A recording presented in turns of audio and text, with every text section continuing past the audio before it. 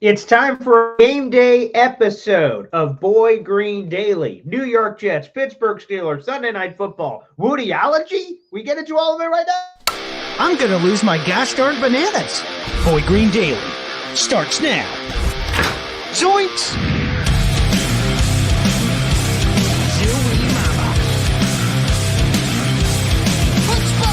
I made it clear that my intention was to play, and my intention was to play for the New York Jets.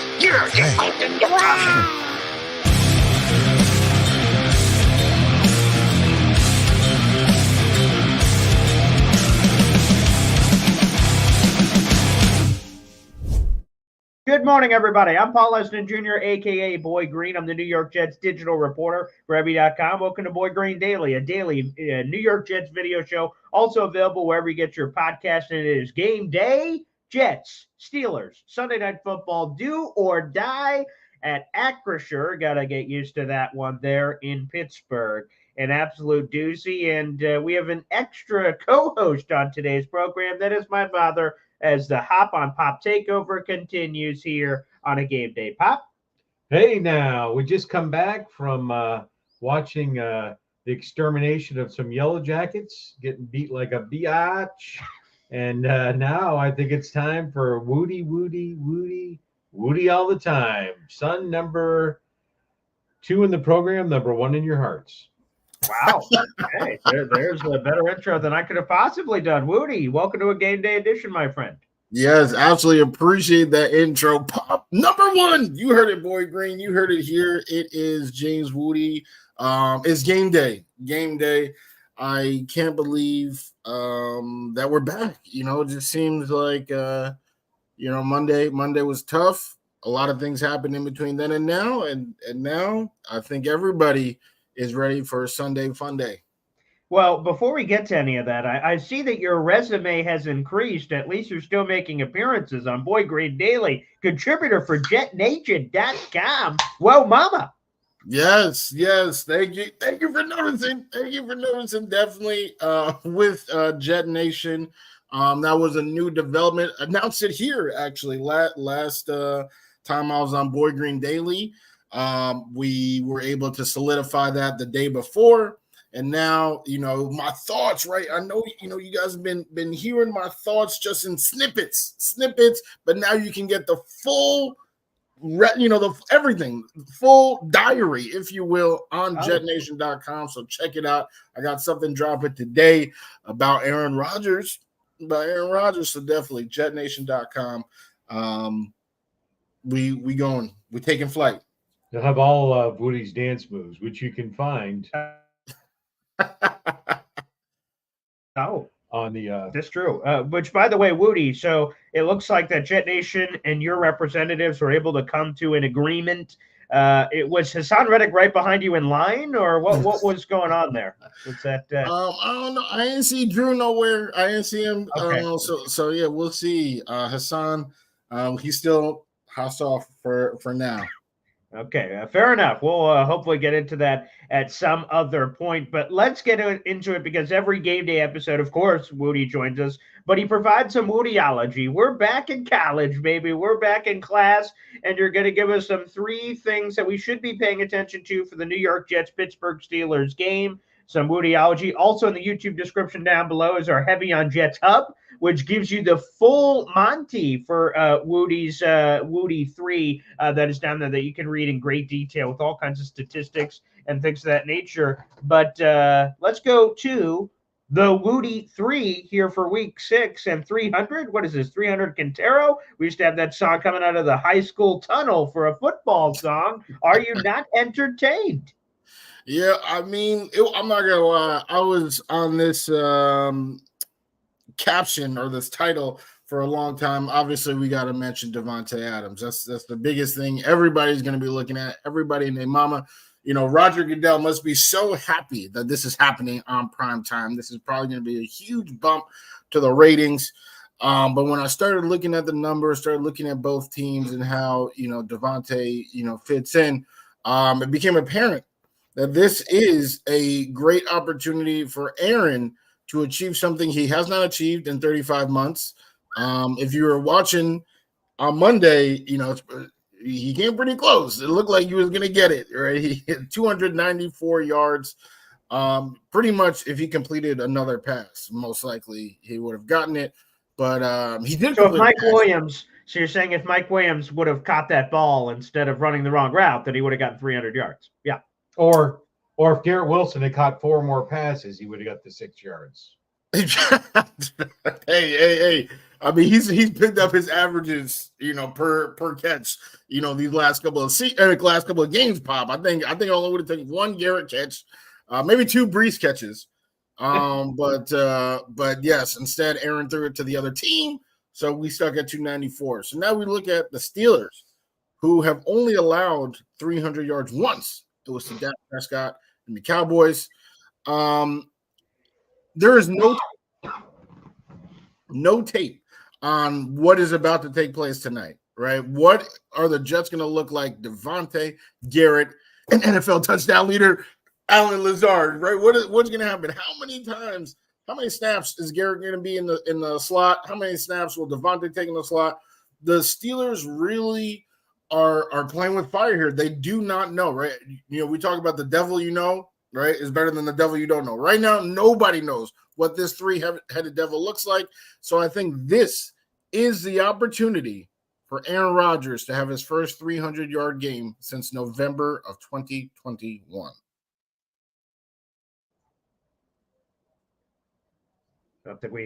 There he is. We got Wudi back.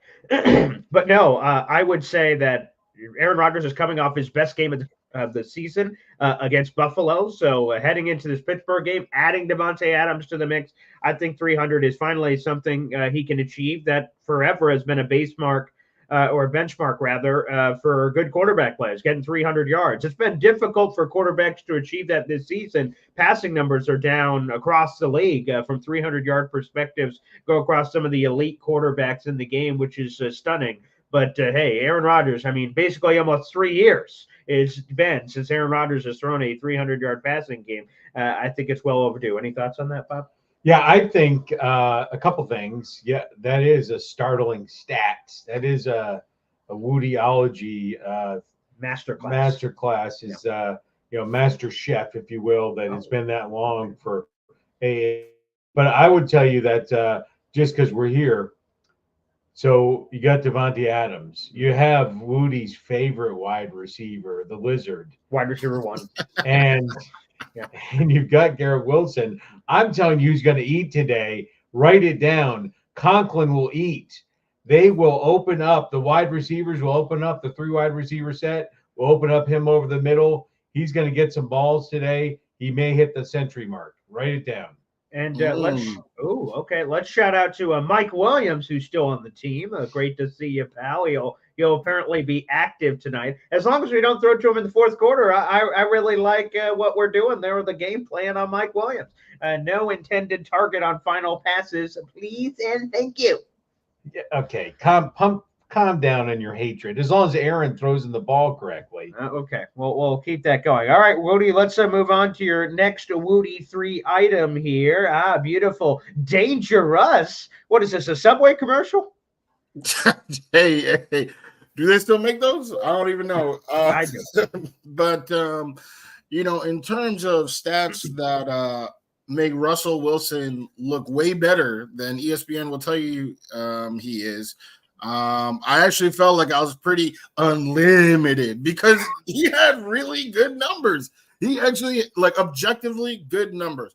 Last year, he was 3rd in the NFL in touchdown to interception ratio.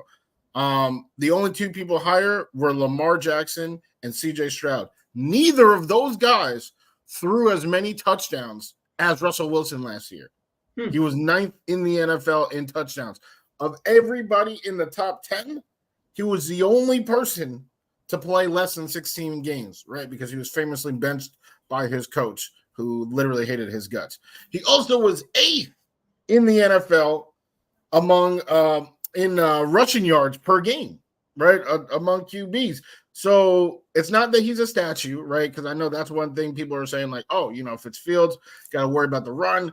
If it's Russell, all right, it's open field day. No, he was running. He had over, 300 yards rushing And he also, in 15 games, had 4 game-winning drives, including one on primetime against the Buffalo Bills, which we just saw Aaron failed to do. As a matter of fact, Aaron has had 3 consecutive games to try to have a game-winning drive, and they've all failed miserably. So what Aaron has tried thrice and done 0 times, Russell has done 4 times, with a coach that hated his guts, with a team that did not have the weaponry that this team has. So personally, I think Russ still has some danger in him. Am I saying that, we're about to face, prime Peyton Manning? No, I'm not saying that. But to assume that Russ is a step down from Justin Fields would be horribly incorrect. And I think that Russ has plenty in the tank. Those numbers are objectively superb. The problem is, people don't like him, right? There's a vendetta against him. I think it's more media portrayal than actual teams. Mike Tomlin's a very good coach. I don't think he brings in headaches for no reason. When people become headaches, they become Antonio Brown, Le'Veon Bell. They don't come in as headaches. So I think Russ got some danger. Well, a couple of things here on some of your numbers. I appreciate you putting some respect on Russell Wilson's name when not enough people are certainly doing that. So I hope Russell Wilson sent you a royalty check for all the money. Or maybe that'll just come from Denver since they're paying most of his salary this season anyway.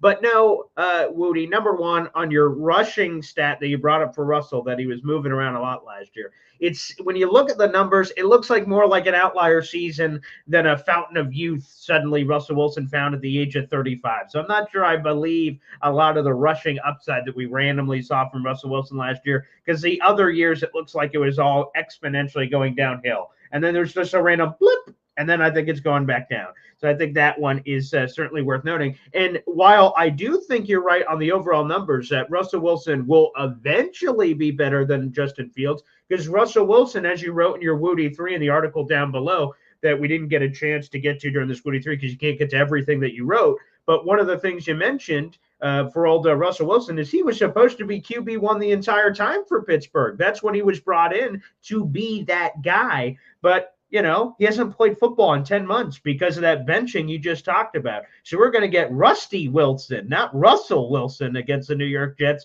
in Week 7. So I think for the long range, I think it increases their offensive ceiling because obviously he's a more proven passer than Justin Fields has ever been in his career. And the rushing, while there is a drop-off from Fields to Wilson, it's still somewhat mobile, like Aaron Rodgers mobile, probably even more souped up than that for Russell. The thing I am kind of curious about is I think in the short term, it hurts the Steelers. They're winning. They're 4-2. I think Mike Tomlin's making a mistake to make this quarterback change now. It's a lot more sellable to the locker room. If Justin Fields has a bad game, you lose. You're like, up, and you immediately pull the plug and you flip to Wilson. If the Steelers look sloppy tonight and or lose, maybe the combination of the two, Mike Tomlin's going to get a lot of heat for making this quarterback change in the middle of winning that maybe they're going to catch a lot of flack on down the stretch. Yeah.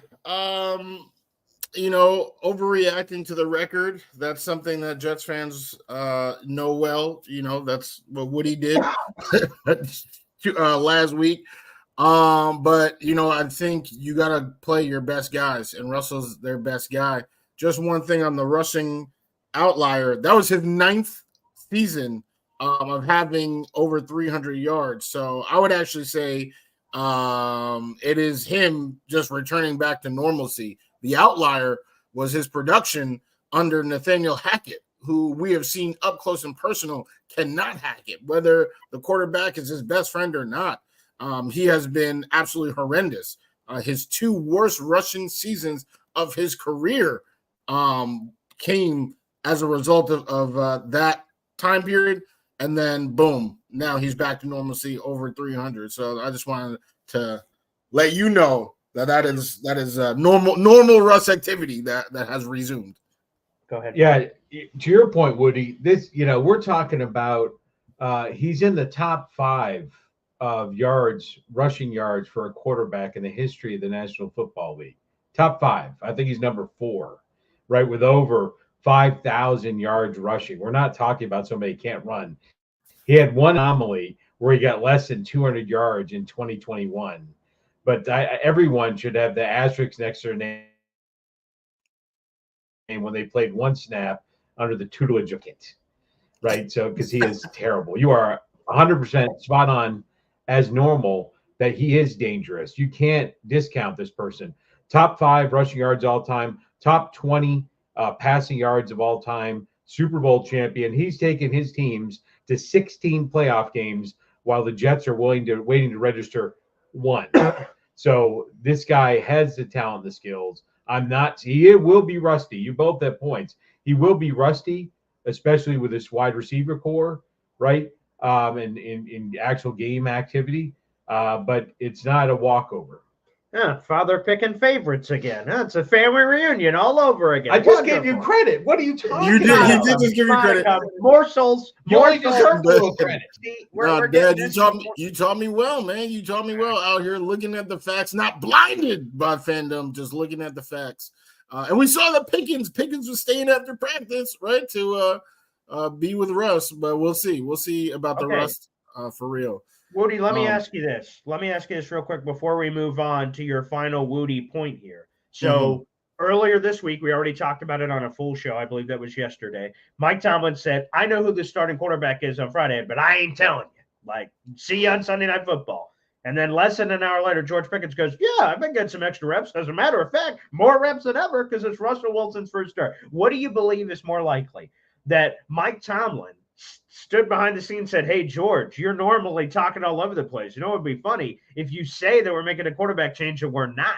And people go crazy, and all of a sudden on Sunday Night Football, Justin Fields comes trotting out, or that George Pickens just let the cat out of the bag. I'm going to go with the latter. George Pickens is always running his mouth. So I feel like that's just a more likely scenario for Mike Tomlin to do some sort of, deceptive type thing like that. I mean, he could. That's definitely possible. But I do believe that, Russ was their guy all along. So I don't foresee that being the scenario. Okay, no, there's just been a lot of comments on a lot of our videos the last couple of days. Yeah, Mike Tomlin playing 4D chess, and you Jet losers are playing checkers. It's going to be Justin Fields on Sunday Night Football. I went, I guess I better bring it up to Wudi as a possibility. But okay, let's go to, turn down for what? No matter what. That would have been better, actually. Maybe I should be consulting you about these. That's probably true. That's probably true. Go ahead, Wudi. But yes, I mean, he's the most prolific sack artist in the NFL today. No disrespect, Dad, Tyron Smith, he served you well for many, many years. But this year he's not serving nothing, man. He's not serving nothing. What he is serving up is Aaron Rodgers to opposing edge rushers, and now TJ Watt is the best of the best. That's the one thing, we're talking about, I started this by talking about Aaron cracking 300, it's going to be real tough to guard the receivers. But Aaron, he cannot complete passes from his back. He has tried, they usually come out as fumbles. So what will this offensive line do to protect their guy? He's been getting hit a whole lot, and this is a team that hits people. So I'm not loving the potential for sackage, if that is a word, this night. Yeah, it 100% is a word, Wudi. We're going to give a rare Wudi 4 because there was one item that I figured you always bring something to the table that people just don't know. And so the one you missed, and I know you didn't miss it because we talked about it, when we were preparing for the show. What? The one you didn't miss is when Russell Wilson introduces his children to people. You know what they say? Here's my son, Future, and here's my other son, Win. His children are named Future, Win. I didn't know if you knew. I'm sure you knew that. I don't think I knew about Win. I didn't know. Yeah, I didn't know that. So is that what you got? Is that your prediction for today? No, we're not there yet. I wanted to provide some insights that his children are literally named Future Win. For sure. Oh my God! No, I didn't know that. I did not know that. I learned something. I told you every Wudi 3, you learn something new. Today, the Wudi 4, I learned something new. I prefer, instead of the Wudi 4, Wudi and 1, right? He kind of just bumped in where we got the NBA season next week. And Hit him, and the official like, and then he gets to the charity stripe. We'll see if he's able to convert on that one. But Yes. Wudi, let's get it in. This is a pivotal game. There's just no other way to put it. You talked about overreacting to records, but 2-4 is 2-4, man, and 2-5 looks a lot different than 3-4. And then heading to Foxborough for the next Jets game, where you complete your season series against the New England Patriots. In a lot of ways, this feels do or die. That's probably aggressive to say in week 7, but it just feels like when you consider all the variables here, this is más importante, if you may. So, Wudi, what is your prediction for this contest? It is inarguably más importante, is inarguably do or die. The season is dead. Yeah, I mean that's not even a question, right? The season is dead at 2-5. It would be dead. After we thought you said the season was dead right now. Right, and I'm like, and then clear. I'm like, no, I mean, this would be life. I know there's a whole bunch of people that are like, oh, the season starts now. Just go 8-3. 8-3 is not even a guarantee that we would make the playoffs, but people want to believe in that. I would say right now, life support. But they're breathing, so we don't have to worry about unplugging nothing. That's how I feel like the season is. So this win is definitely important. Without this win, time to unplug it, time to start looking at, Travis Hunter rankings and all that type of stuff. It is. Yeah, it's that's where we're at. So prediction. I couldn't make one last week because there were just too many variables. Now I feel pretty confident in continuing my streak of correctly telling you guys what's happening, right? I told you guys when Garrett, right, when Boyd Green lost faith in Garrett Wilson, what is he, top 20, 30? I said, hey, this next game, 100 yards, touchdown. That's exactly what happened against the Minnesota Vikings in a loss. Told all of it. Told the whole crystal ball, fairest of them all. Today, I do think Russ is going to cook a little. I don't think he is as rusty as you think. I think he will cook. I'm happy that I have Chris Boswell on my fantasy team. I think Boswell is going to be hitting some field goals, which I can't say the Jets will be doing. And Greg Zuerlein, I can't trust him.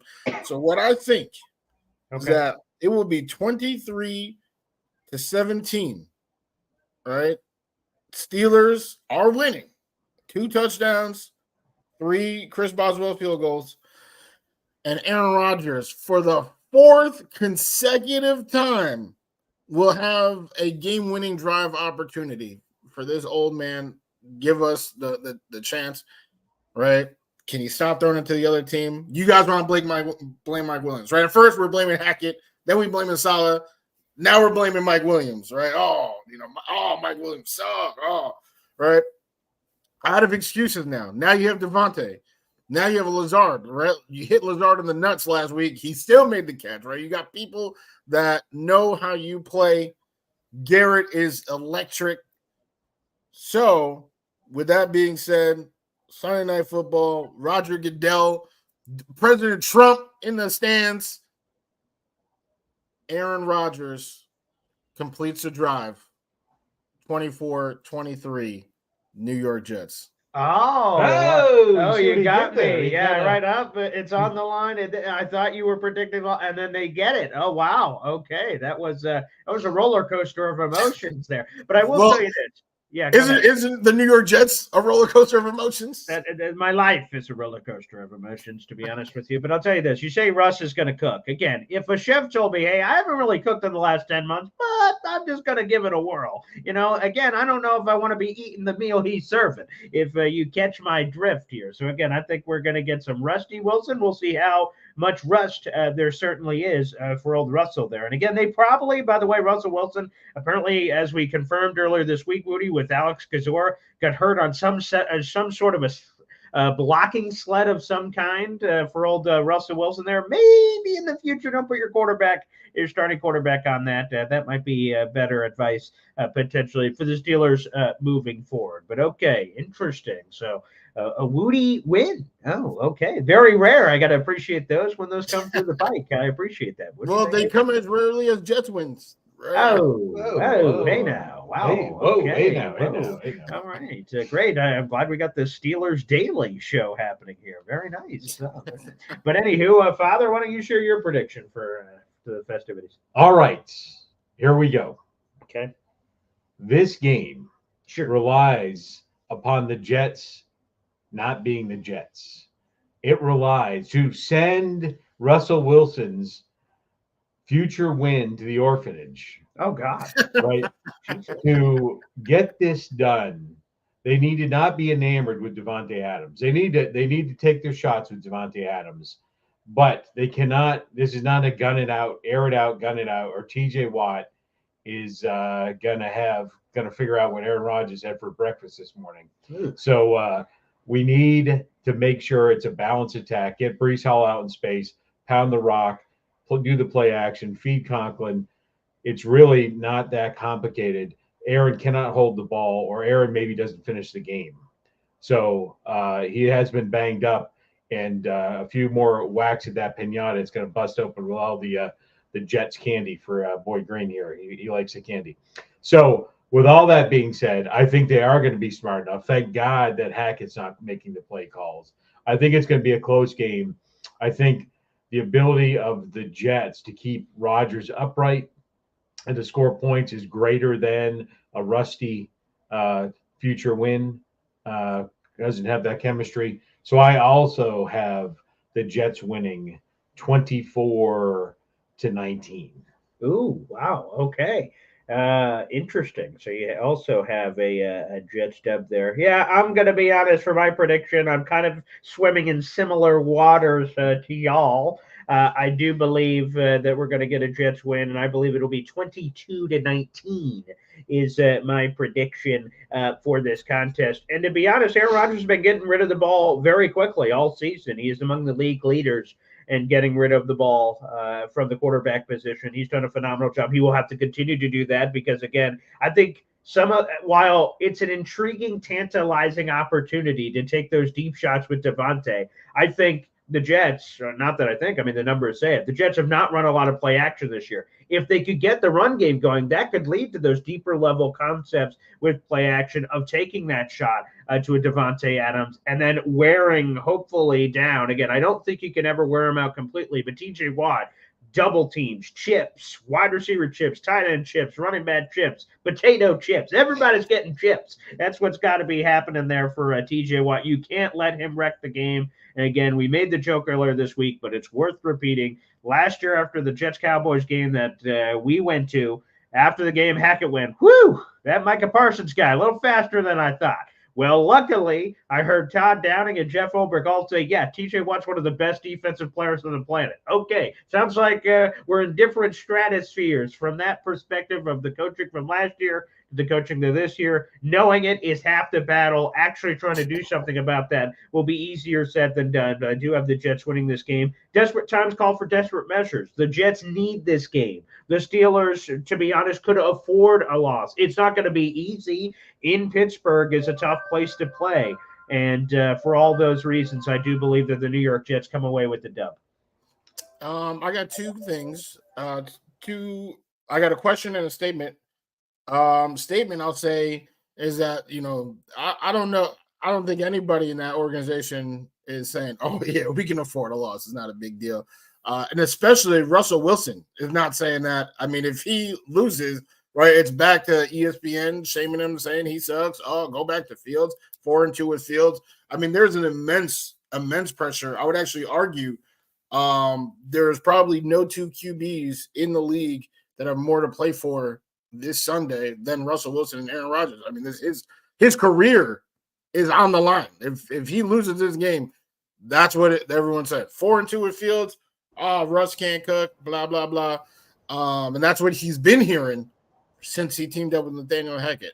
But just real quick, I don't think there's any way. So Mike Tomlin, if this ends up being Russell Wilson, again, we're assuming based on the George Pickens thing. So we're going back to all those things Mike Tomlin said at the Friday presser that, again, he didn't want to announce a decision, but he wears this decision is what he said. Whoever the starting quarterback is going to be, which, again, we're all assuming is Russell Wilson, he said he wears the decision on his own, that he made it. So if Russell Wilson comes in there and even looks bad, I think it would look really bad on Tomlin to go herky-jerky, go, just kidding, Justin Fields. But to your point, the pressure is 1,000% there for Russell because his career, his opportunity, if he kills it here for the Steelers, playing veteran minimum, he's going to get another opportunity on a team that, thinks they're contending their quarterback away. They're going to be like, well, Russell Wilson is an interesting option. It's going to just be floating out there in the universe as a potential. So, again, iconic venue, iconic team. There's a lot of mystique around the Pittsburgh Steelers playing in primetime with the terrible towels waving all over the place. So, again, it should be a really compelling game, and the ratings are going to be through the roof. Davante Adams' debut, expected full workload, and blessed be he for the hamstring. It's all great. Question. Sure. How are the Jets getting 22? How are they getting 22? So, okay, give me a safety, okay?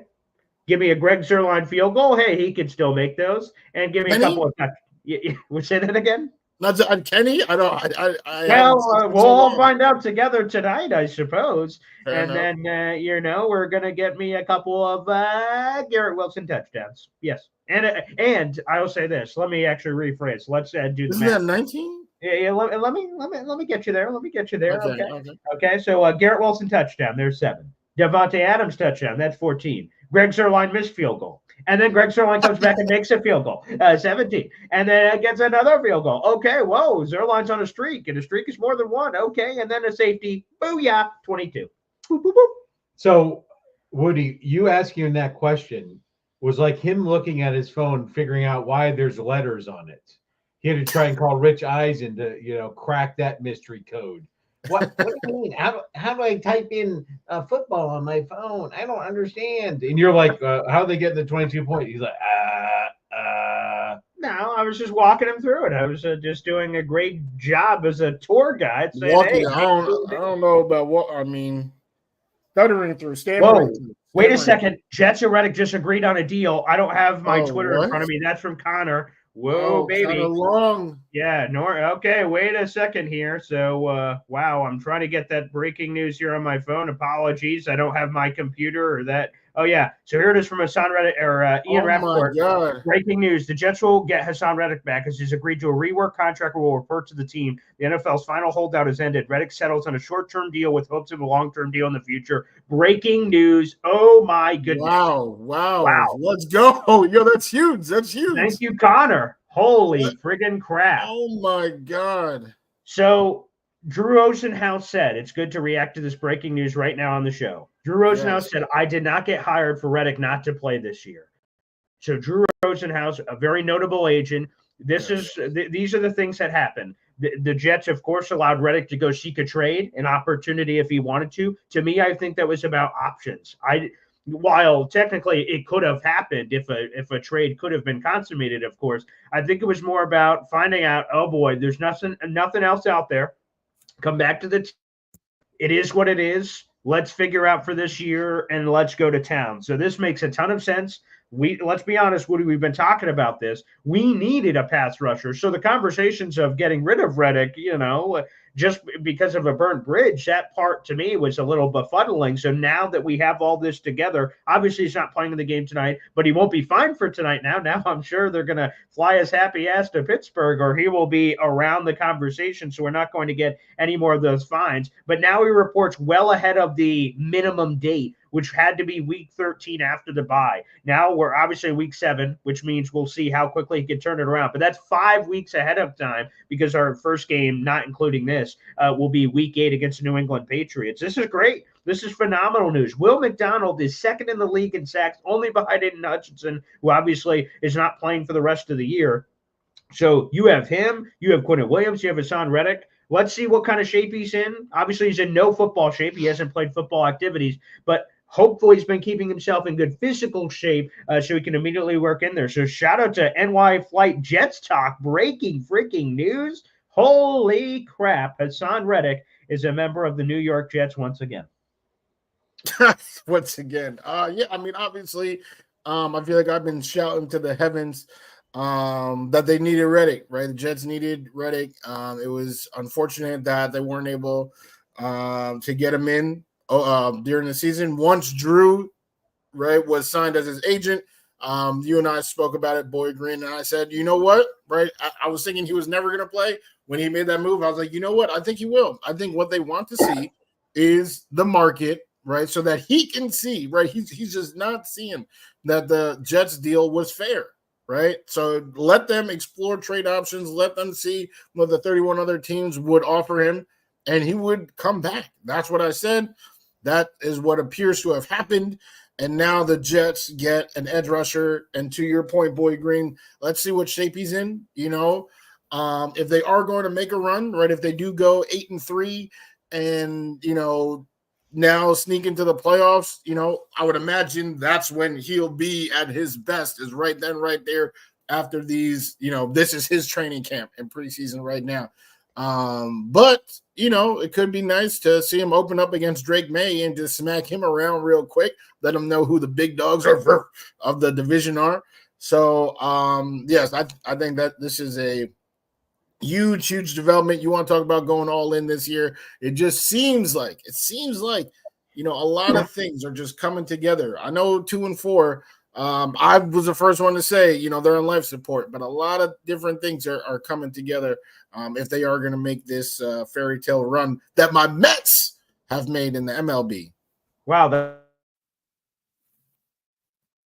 that'll be, you know, you football and Mets game tonight, both at the same time. I'm sure that'll be interesting for you. Ian Rappaport and more. Again, this is breaking news. We're just reacting to it. Hassan Reddick will report tomorrow morning, according to Ian Rappaport. And here is a statement from, of course, Hassan Reddick's agent, Drew Rosenhaus, quote, "Our goal is to continue to work towards a long-term extension with the Jets," end quote. And Ian Rappaport added that Wudi Johnson, who pleaded with Reddick to show up, was very involved to get him in. So, again, I think one piece of this equation that's really important to talk about here is Wudi Johnson has stepped up to the plate. Everyone hates Wudi Johnson, this, that, or the other. He paid the necessary money to get Davante Adams in, and now he's going to pay the money, obviously. The moment Hassan Reddick reports tomorrow, they're going to have to rework his contract so it fits along with Davante Adams. All of this is coming together. So you can't blame Wudi for not going, quote unquote, all in on this team and doing everything in his power. So, again, that's just amazing news to see. And I'm hearing some people are saying his fines were waived. Some of the fines, no matter what, cannot be waived. I haven't seen that from Ian Rappaport yet, but I'm looking around on the internet to see any of that. But there are some fines they could waive, and that makes a lot of sense for some goodwill of wiping away what they can to bring them in and trying to rework that contract. Again, we'll hopefully share new details as both come in. Go ahead, Father. You haven't talked about this yet. Yeah, so it's odd that they made the deal and announced it today. This week, Hassan Reddick got something that he hasn't had since April, and that was leverage. Right, when the Jets fire Saleh, when they go after Davante Adams, they made it more clear that it's this all in. You know, they're more desperation, and so yeah, it's odd that they signed him today and not tomorrow, or you know, earlier in the week. You know, had a big impact. So after the script has been written, after the future when children have been sent to the orphanage, it's been interesting. You know. If with a win, the deal is maybe a little different. With a loss, the deal may not be necessary. So it's interesting that came out today, because today or tomorrow makes no difference of when he shows up, his readiness for the next game. It's just odd timing. Yeah, here is a comp update. According to Adam Schefter, the Jets have agreed to waive over $12 million in fines. Good Lord. To return Hassan Reddick, honoring his contract for the remainder of the season and reporting to work again. Adam Schefter also reiterated that Wudi Johnson was very involved in this, and Wudi Johnson had zero intention of trading Hassan Reddick despite inquiries from other teams, which, by the way, makes sense. Why trade him? How much would he have even given you? Unless it was a desperate Lions team that gave you like a first, which obviously wasn't happening. That would be the only way that you would want to trade him, a first or a second, and then that you'd have to think about. It makes more sense for Hassan Reddick to show up to the Jets because they're the ones that are trying to win a championship too, not just these other teams. And you'd either hand him over to the Lions or some AFC team you're competing with to get to the end game. So, wow, massive news. And again, shout out to Connor again. Thank you so much. I'm not my normal setup, so I do not see breaking news the way I normally would. So, shout out to Connor again. NY Flight Jets Talk for this breaking news. So in this game of chicken, the Jets seemed like they were going straight ahead. They were not going to swerve.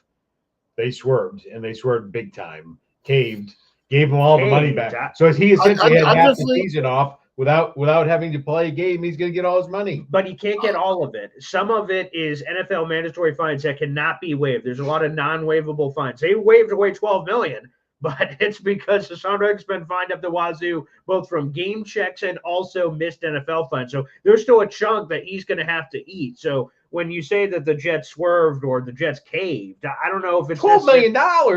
Well, how much is he actually going to lose then? But that's not like fines that the Jets are collecting in their pocket and they can now use it to add other players. Those are just fines that he would have had to incur that they're choosing to waive to kind of smooth over things. Yeah, I'm gonna have to, because I've seen it in the comments too. I'm gonna have to say I don't think they swerved. I think what they did was bring this guy back inside. It's not like they're paying him anything on top. And like Boy Green just said, the 12 million in fines, it's not like, oh, now we can use that 12 million to sign somebody else. So I think all they did was just make it a little bit easier for him to come back. They're not even adding anything to the salary according to what was just read to us. So I would say Reddick swerved big time. Yeah. Did he lose as much as he was supposed to lose? No, but he still lost millions of dollars because those are unwaivable. And he didn't even get the extension that he was holding out for. How did he not swerve? Because he was holding out for this big deal. He has no deal, and but really millions of fines, and he's showing up. Yeah, to me, the fines being waived just saves a little bit of egg on his face for looking like an idiot. Because if they said, no, we're not waiving the fines, you're showing up because you have no other choice, and we control your rights to the end of time, he would have been like, okay, tuck his tail between his legs and would have had to show up. This at least makes it a little more amenable. Like the Jets are just like, they're giving him a slight lean of saying, okay, fine, this. And then this gives you an opportunity to look like as close to a win as it could be for Reddick, with it clearly not being a win. So for me, I think it's a major win for the Jets. They're going all in on this season. They bring Hassan Reddick back. Reddick is now obviously more than motivated through this final grouping of games. That's why he's not showing up at the minimum, which is what I said before. It made no sense for him to show up in week 13 and do the minimum requirement, get 3 sacks, and get no money next year. His best chance was to clean up everything, show up as soon as possible. We'll see what that looks like. It's going to be tomorrow morning. But in terms of games, when does he eventually play in a game for the New York Jets? To me, this is massive news. And who would have thunk it? Davante Adams and Hassan Reddick, both on the New York Jets after all this hoopla. I mean, absolutely stunning news. This is but to Dad's point, okay, it just makes it all important to win this game. Because honestly, at that 2-5, I don't care who's Hassan Reddick. All right, cool, man. Season done. It's done. Need to win this game, and then boom, let's go. Let's make this push. 100%. Could you have thought, right? Like, so last week we lose to the Bills, this heartbreak. We're like, damn it. Next day we're like, oh, Davante Adams. Oh, no, the Jets lose this game to Steelers. Ooh, Hassan Reddick's back. Like, they could have if they wanted to with the timing of trying to go whoop. But really, because again, he's not playing the Steelers game anyway. But now it's about winning, and there's no excuses. So I'm seeing all these people saying, all right, I'm back. I'm all in again. F it. We're all back here after all this news. But again, at the end of the day, for the New York Jets, it's about winning. And I think there's such a tremendous difference between the New York Jets, again, being I just want to keep this on the screen so people that are coming in, but there's such a tremendous difference from 2-5 to 3-4. The entire perception of the season dramatically changes based on the results of tonight's game. I don't like being hyperbolic, but it is what it is. This is what this game means moving forward. So again, this Reddick thing and Davante thing will mean nothing if you don't win games. And again, good teams don't go on 4-game losing streaks, so they have to figure this out. No doubt about it. Go ahead. Yeah, I would say the other thing is, the Jets lose this game, they would have to go 8-2 to make the playoffs. And I will tell you that there may not be a wild card from the AFC East this year. right? That may not happen. Sure. Right. Tua is practicing again. He comes back. He makes the Dolphins relevant by stepping on the field, as long as he doesn't get cracked in the old eggshell again. But, it's going to be tough. You can't go 8-2 in today's. And remember what we said at the beginning. The first 6-game stretch was the easiest portion of the Jets' schedule, is what we said when we broke the schedule down early in the year. Right. And so to Is go that what you to guys thought? The first 6 weeks? Outside of Buffalo 49ers, I think a lot of people thought they could get out to a hot start. I did think that. Okay, fair enough.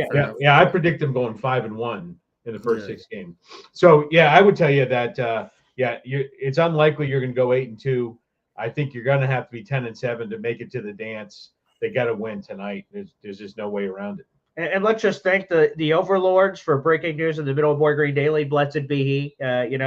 Appreciate it. Sacrifice your ritual animal goat if you can for the show. We appreciate that. So there you have it. Absolutely breaking news if you're just joining us, or if you're listening to the audio version, you're catching our live breaking news of this. But Hassan Reddick and the Jets have agreed to a rework contract for this season. And the Jets are gonna waive away some fines, $12 million in fines, which are a lot, but they can't waive away all of them. There are a lot of non-waivable fines that Hassan Reddick incurred with his holdout, dating back all the way to OTAs, mandatory mini camp, training camp, game check. Like, man, there was a lot of money that he just said, "Ooh, let me light this on fire."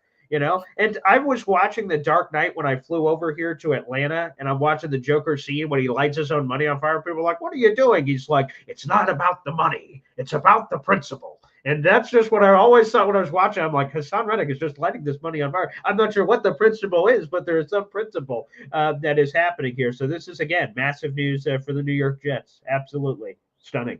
Wow. Okay, so this was your Wudi and one. This was something Wudi was holding in the back pocket. Oh, wow. Okay, a 4-point play, I guess. I was unaware of, but great stuff, Wudi. Thanks for holding that in for the show. We appreciate that.